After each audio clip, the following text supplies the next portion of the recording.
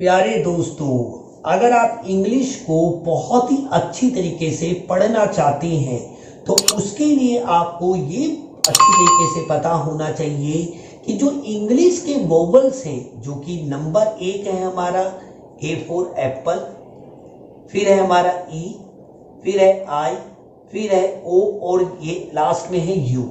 ये 5 हमारे वोवेल्स होते हैं इंग्लिश के। इन 5 वोवेल्स के जो डिफरेंट साउंड्स होते हैं, अगर आपको उसकी जानकारी है तो फिर दोस्तों आपको इंग्लिश पढ़ने में कभी भी दिक्कत नहीं होगी। और जब पढ़ने में दिक्कत नहीं होगी तो लिखने में भी दिक्कत नहीं होगी, तो स्पेलिंग मिस्टेक भी आपकी बहुत हद तक कम हो जाएगी, यानी इंप्रूवमेंट हो जाएगी उसमें। तो वीडियो आज का बहुत ज़्यादा इंपॉर्टेंट है, क्योंकि मैं आज आपको पहली बार अपने चैनल पे ए फॉर एप्पल के जो जितने भी डिफरेंट साउंड्स हैं उनके एग्जाम्पल के थ्रू इस वीडियो में बहुत ही ज़्यादा डिटेल में आपके साथ बात करूंगा। तो वीडियो बहुत इंपॉर्टेंट है, तो वीडियो को बिना स्किप किए पूरा अंत तक जरूर देखें। तो चलिए दोस्तों वीडियो को स्टार्ट करते हैं और हम एक एक करके ए के प्रमुख उच्चारणों को हम समझना शुरू करते हैं। तो चलिए स्टार्ट करते हैं। सबसे पहले हम देखेंगे कि ए के कौन कौन से प्रमुख उच्चारण हैं। देखिए, ए के कई सारे उच्चारण हो सकते हैं, बट इंग्लिश ग्रामर में यानी इंग्लिश में ए के 5 प्रमुख उच्चारण हैं। अगर हम ए फॉर एप्पल की बात करें तो इसके 5 डिफरेंट उदाहरण हैं। जब इससे पहले मैंने आपको पहला कदम पढ़ाया था इंग्लिश का नई सीरीज में, तब मैंने आपको स्वर और व्यंजन जो पढ़ाए थे वो हिंदी के स्वर और व्यंजन थे और उनके लिए इंग्लिश कैसे प्रयोग की जाती है ये मैंने आपको बताया था, और कैसे हम नाम का इस्तेमाल करके उनका प्रयोग कर सकते हैं ये मैंने आपको उस वीडियो में बताया था। अगर आपने देखना चाहते हैं उन वीडियो को तो डिस्क्रिप्शन में मैंने लिंक दे रखा है और पूरी प्लेलिस्ट का मैंने लिंक दे रखा है। और इससे पहले दोस्तों मैंने आपके लिए एक वीडियो बनाया था कि आप कैसे लंबे लंबे शब्दों को यानी डिफिकल्ट शब्दों की स्पेलिंग को बहुत अच्छी तरीके से लर्न कर सकते हो एक बहुत ही अच्छी टेक्निक से। अगर वो भी वीडियो आपने नहीं देखा है तो डिस्क्रिप्शन और आई बटन दोनों जगह पे आपको लिंक मिलेगा, आप वहां जाके देख सकते हैं। तो डिस्क्रिप्शन जरूर चेक किया करें, क्योंकि वहां पे मैं आपको काफी सारे लिंक देता हूं दूसरे वीडियोस के। तो देखिए, आपको मैं ये समझाने की कोशिश कर रहा हूं दोस्तों, ये जो ए फॉर एप्पल है ना, इसका ध्वनि केवल छोटा या बड़ा होता है, ये केवल हिंदी में होता है। इंग्लिश में ऐसा नहीं होता दोस्तों। इंग्लिश में इसके 5 प्रमुख स्वर मतलब साउंड्स हैं, ठीक है, 5। सबसे पहले बड़ा आ, फिर बड़ा ए, फिर छोटा ए आ बोलूं या ए या बोलूं या ओ या फिर ओ, इसको ऐसे भी लिखते हैं। तो ये हमारे प्रमुख उदाहरण हैं दोस्तों। ये 5 हमारे प्रमुख ध्वनियां हैं। ध्वनियां बोलो या फिर आप इसे साउंड्स कह लो, या इसको आप कह सकते हैं प्रोनाउंसिएशन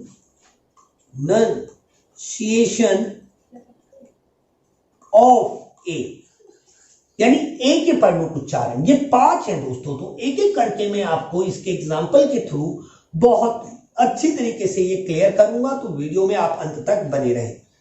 तो देखिए, सबसे पहले हम बात करते हैं कि जब ए फॉर एप्पल का साउंड होता है बड़ा आ, बड़ा आ, याद रखेंगे आप ये। तो सबसे पहले इसका देखिए आप, आ का ऑल, यहां पे क्या है ऑल। अब देखिए, ऑल बोलूं या ऑल बोलूं चलेगा, क्योंकि ये आ ओ की तरह भी साउंड होता है। अभी जब वीडियो के अंत में ये चीज मैं आपको बिल्कुल अच्छी तरीके से क्लियर करूंगा। तो हमने यहाँ पे इस आ का जो साउंड आया है वो आया है बड़ा आ, तो हमने इसको पढ़ा ऑल, और ऑल का मतलब होता है सब, तो वोकैबुलरी भी आपको मिलेगी, ठीक है। इसके बाद एक और दूसरा एग्जाम्पल लेते हैं, जैसे बॉल। क्या है बॉल, तो देखो बी के लिए तो ब का साउंड आया, और ये ए फॉर एप्पल के लिए यहाँ पे आ का डंडा लग गया, यानी यहाँ पे ए का साउंड आ की तरह प्रयोग किया गया है, यहाँ पे आ के मूल रूप की तरह और यहाँ पे आ की मात्रा के रूप में रहा। इसे ऑल पढ़ा और इसे बॉल पढ़ा, दोनों ही वर्ड में ए का साउंड इक्वल है हमारे बड़े आ की तरह। इसके बाद नेक्स्ट वर्ड देखते हैं, जैसे कार। अब देखिए, कार सी के बाद अगर ए लगा होता है तो सी का साउंड का होता है, ये आप जानते हैं। और यहां पे आ के डंडे की तरह इस ए का प्रयोग किया गया है, इसलिए इसको पढ़ा गया है कार। और कार का मतलब होता है गाड़ी, या फिर आप कार भी कह सकते हैं। इसके बाद नेक्स्ट वर्ड है आर। इसको हम कैसे पढ़ते हैं? आर। अब जरा देखिए, आर यहां पे आ अपने मूल रूप में आ गया और रा की जगह पे आर आ गया, और ई क्या है हमारा? साइलेंट। तो ये हो गया हमारा आर। और आर का मतलब होता है या हो। इससे पहले के वीडियो में दोस्तों मैंने आपको बी फॉर्म पढ़ाई थी, जिसमें बी फॉर्म के मैंने बेसिक कॉन्सेप्ट को आपको समझाया था। और प्रेजेंट, पास्ट और फ्यूचर के बी फॉर्म को जब मैंने पढ़ाया था तो मैंने बात बताई थी कि है, हूं या हो, ये वर्ड होते हैं। है और हो, इसी का मीनिंग होता है आर का। अगर आप ये अच्छी तरीके से सीखना चाहते हैं बीस फॉर्म, तो डिस्क्रिप्शन में और आई बटन पे दोनों जगह पे मैंने लिंक दे रखा है, आप वहां जाके उस वीडियो को जरूर चेक करें। आपको बहुत ज्यादा मदद मिलेगी बी की फॉर्म को समझने में। अब इसके बाद नेक्स्ट वर्ड देखते हैं अपना। नेक्स्ट वर्ड है हमारा वॉल। क्या है? वॉल। इसे वॉल भी बोल सकते हैं, वॉल भी बोल सकते हैं, और वॉल भी बोल सकते हैं।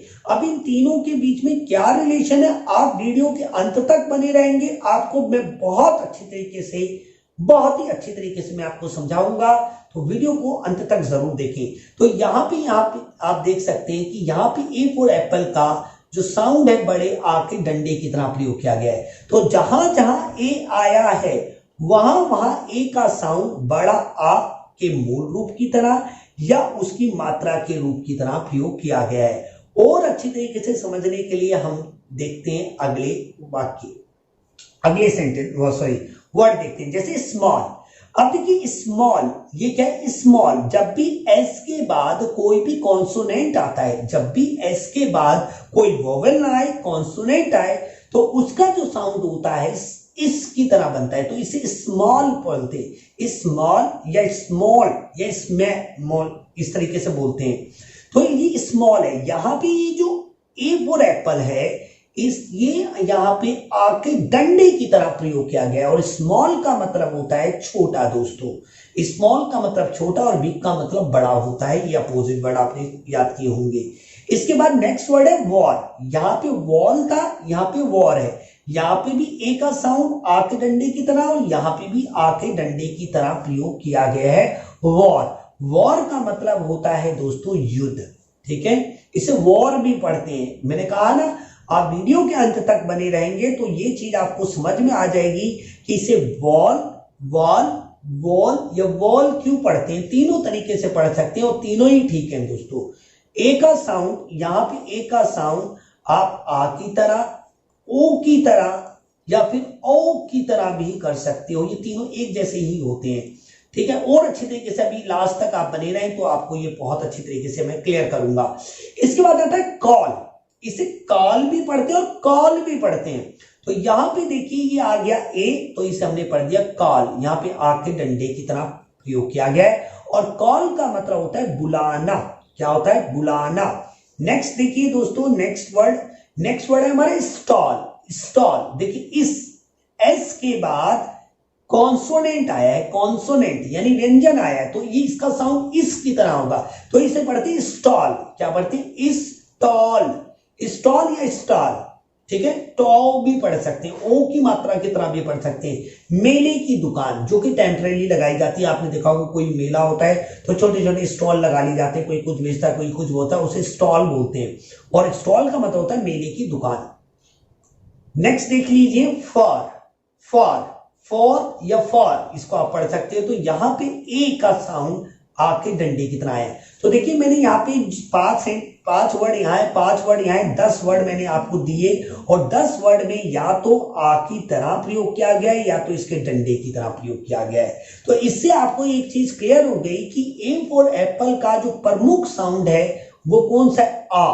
आ मूल रूप में भी होता है और आ उसकी मात्रा के रूप में भी होता है। अब बढ़ते हैं हम अपने अगले साउंड की तरफ जो आ का आता है।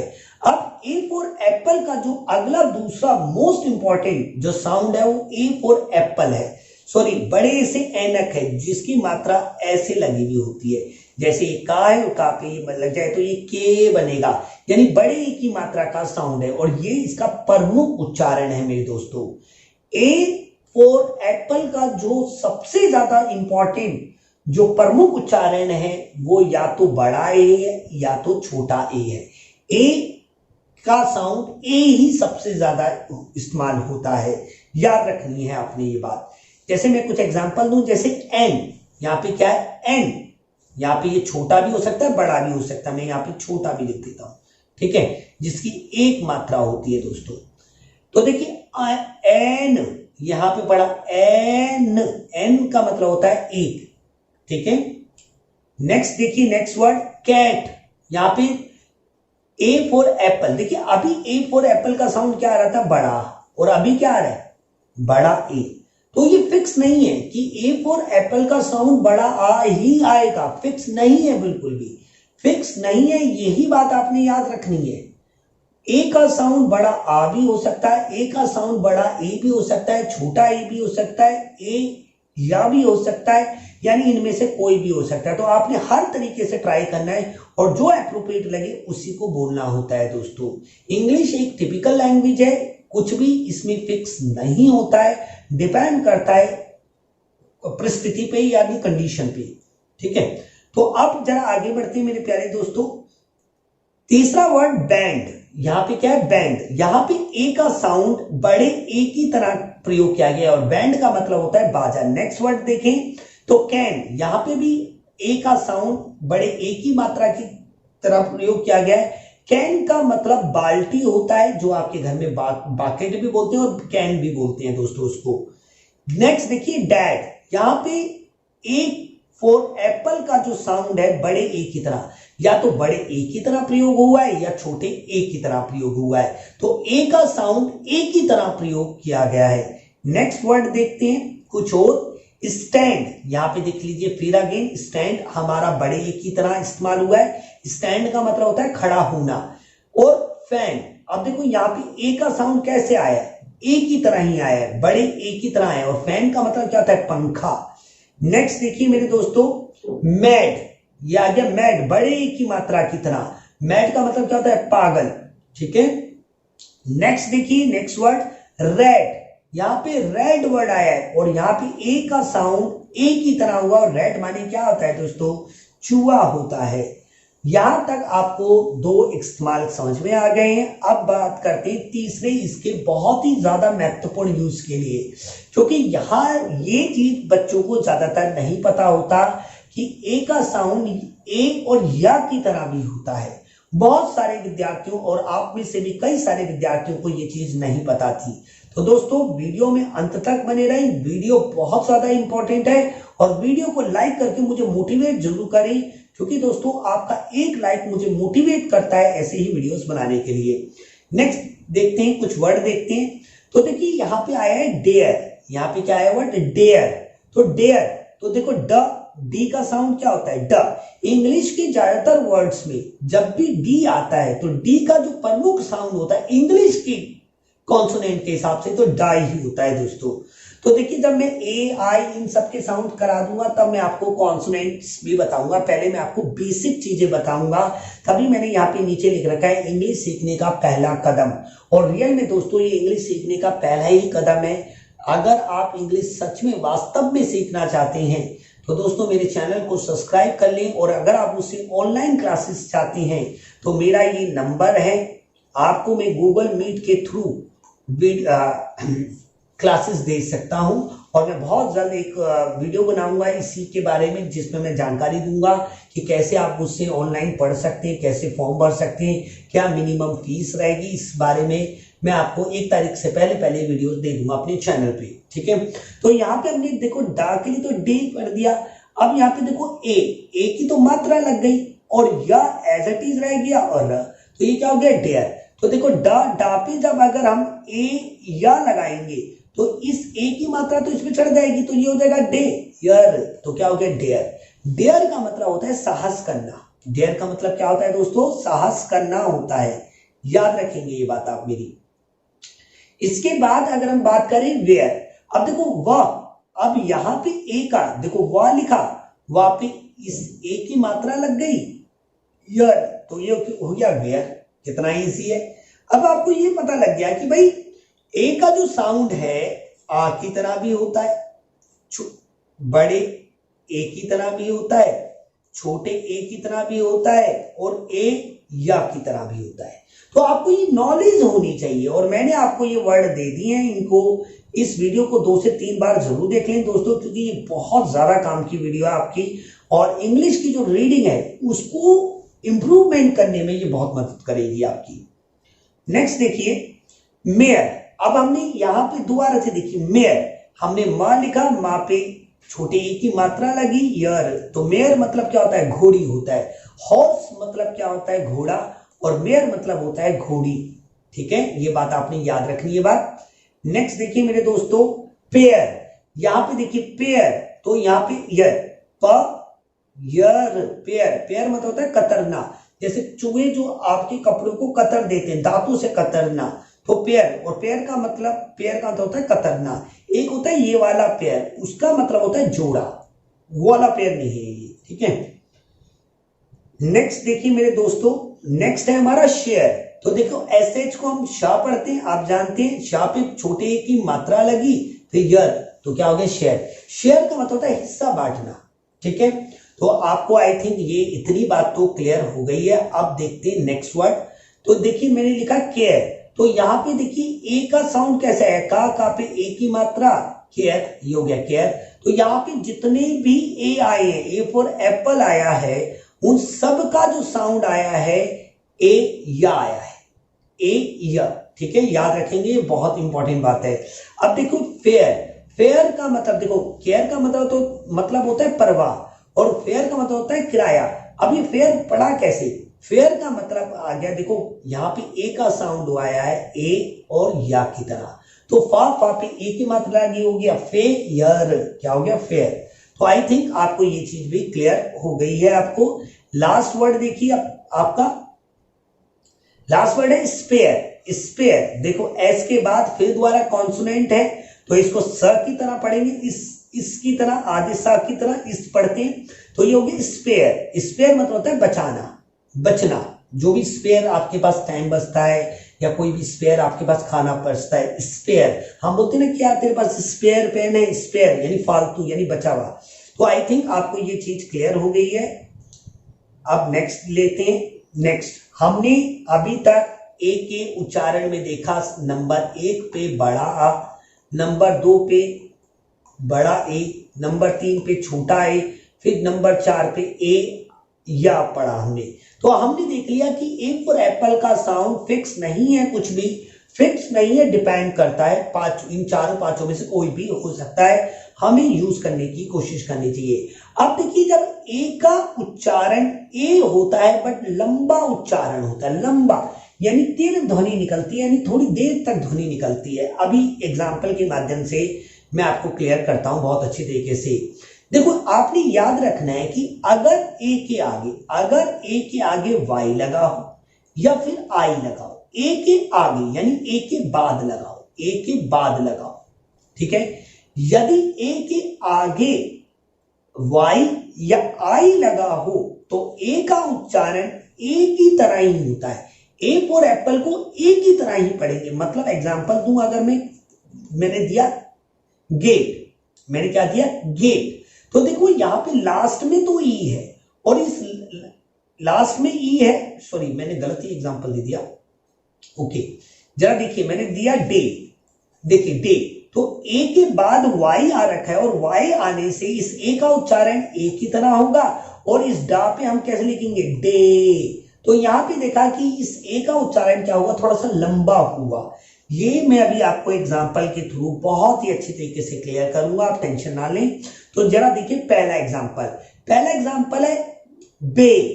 यहां पे बे ध्वनि थोड़ी तेज है, बे का मतलब होता है खाड़ी, बे का मतलब होता है खाड़ी, बे ऑफ बंगाल आपने सुना भी होगा। तो देखो ए के बाद वाई आने से इस ए का साउंड ए की तरह हुआ, बट वो कैसा उच्चारण हुआ है, लंबा उच्चारण हुआ है। तो बा पे ए की मात्रा लगी, बे हो गया और इसको कैसे पढ़ा बे। Is it clear? I think आपको ये बात समझ में आई होगी। नेक्स्ट देखते हैं डे। अभी मैंने एग्जांपल दिया था डे, तो यहां पे देखिए ए के बाद वाई था, इसलिए इस ए की ध्वनि ए की तरह ही आई और तीव्र आई और लंबी ध्वनि आई, डे, बे, इस तरीके से। नेक्स्ट वर्ड देखिए से, नेक्स्ट वर्ड देखिए पे, फिर आ गया स्टे, फिर आ गया क्ले। तो आपने यहां पे देखा सभी के बाद ए के बाद वाई है, ए के बाद क्या है दोस्तों वाई है, तो इस ए का साउंड ए की तरह होगा और ए का साउंड थोड़ा कैसे निकला, लंबा उच्चारण निकला, बे, डे, से, पे, स्टे, क्ले। तो आप देखिए बे का मतलब खाड़ी, डे का मतलब दिन, से का मतलब कहना, पे का मतलब वेतन या भुगतान करना, स्टे का मतलब ठहरना या रुकना, या क्ले का मतलब मिट्टी या फिर कहीं की चिकनी मिट्टी। ठीक है, अब यहां तक तो आपको क्लियर हो गया। आपने ये चीज समझ ली कि अगर ए के आगे वाई आता है तो इस ए का साउंड हमेशा ए की तरह होता है, बट उसका उच्चारण होता है तीव्र उच्चारण यानी लंबा उच्चारण होता है। आई होप आपको इतनी बात समझ में आई है। अब बात करते हैं अगर ए के बाद आई दे रखा हो तो तब भी ए का साउंड ए की तरह ही होता है और तब भी लंबा उच्चारण होता है दोस्तों। जैसे कि यहां पे देखिए ए के बाद क्या है आई है, तो हम इसको पढ़ते हैं मैन। क्या पढ़ते हैं, मेन, मेन, मेन।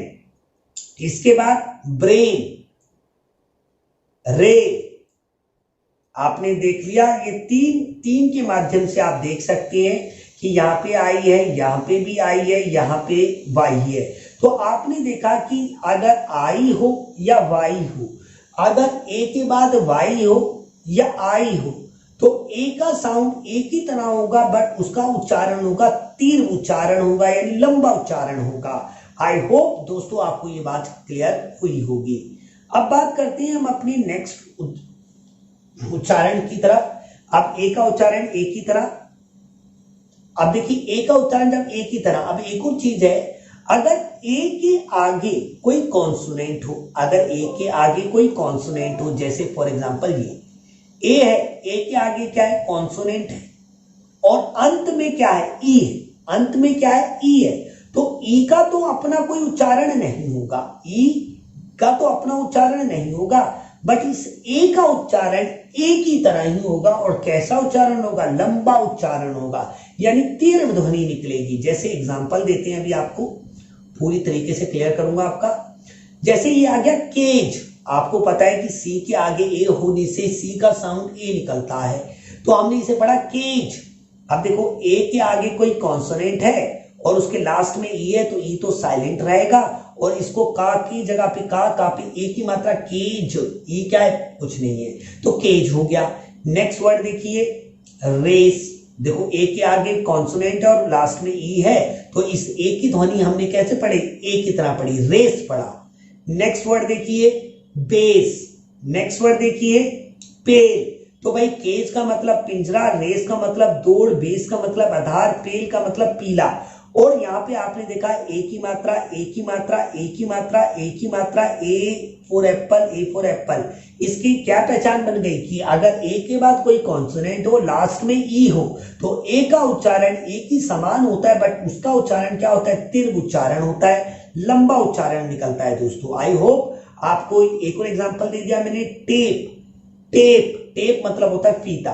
ठीक है, आपको ये समझ में आया। जैसे यहाँ पे देखिए ट्रेड, यहाँ पे फिर दोबारा देखिए ट्रेड आया, ए के आगे डी है और लास्ट में ई है, तो ई का साउंड कुछ नहीं है, ए का साउंड ए की तरह है। नेक्स्ट देखिए, ये भी समझ में आ गया आपको। अब जरा देखिए लास्ट वाली चीज जो मैंने आपसे कहा था कि वीडियो के अंत तक अगर आप रुके रहेंगे तो यकीन मानिए दोस्तों मैं आपको ये समझा दूंगा कि ए, हम इस वॉल को वॉल पढ़ सकते हैं, वॉल पढ़ सकते हैं या वॉल पर भी पढ़ सकते हैं। तीनों का मतलब एक ही है, तीनों तरीके से मतलब ये बोला जाता है और मतलब तीनों का दीवार ही होता है। अब जरा देखिए, ए का साउंड हम ओ या ओ की तरह भी करते हैं, जैसे वॉल, हमने इसको वहां पे ऐसे लिखा था वॉल, इसे वॉल बोलो या वॉल बोलो या फिर वॉल बोलो, तीनों ठीक है भाई, तीनों ठीक है। ठीक है, नेक्स्ट देखिए कॉल, वहां पे मैंने इसे कॉल पढ़ा था, और अभी यहाँ पे मैंने कॉल लिखा है, मैं इसे कॉल भी लिख सकता हूं। तो मीनिंग एक ही है, ए का साउंड बड़ा भी हो सकता है, बड़ा ओ भी हो सकता है, या ओ भी हो सकता है। ठीक है, ये बात मैंने आपसे कहना चाह रहा था मैं आपको। नेक्स्ट देखिए स्मॉल, मैंने वहां पे बोला था इसको मैं स्मॉल ऐसे भी लिख सकता हूं, या इसे मैं स्मॉल ऐसे भी लिख सकता हूं, या स्मॉल ऐसे भी लिख सकता हूं। तो देखा आपने कितना इजी है। कॉलेज, अब देखिए यहां पे ओ की तरह आ गया, ये हमारा खत्म। तो देखा दोस्तों, मैंने आपको ये सारे के सारे यूजेस कराए हैं। अगर आप ये बहुत ही अच्छी पीडीएफ लेना चाहते हैं मुझसे फ्री ऑफ कॉस्ट, तो आपको मेरा टेलीग्राम ग्रुप ज्वाइन करना है। वहां पे जाके आपने हमारे टेलीग्राम ग्रुप को ज्वाइन करके आपने अपना नाम लिख के भेजना है, मैं आपको वहां पे शेयर कर दूंगा। तो दोस्तों, अगर वीडियो आपको अच्छा लगा हो तो इस वीडियो को लाइक करना, शेयर करना, और अगर आप चैनल पे पहली बार आए थे तो प्लीज हमें सब्सक्राइब करना बिल्कुल भी ना भूलिए। मिलते हैं दोस्तों अगले वीडियो में। जय हिंद, जय भारत।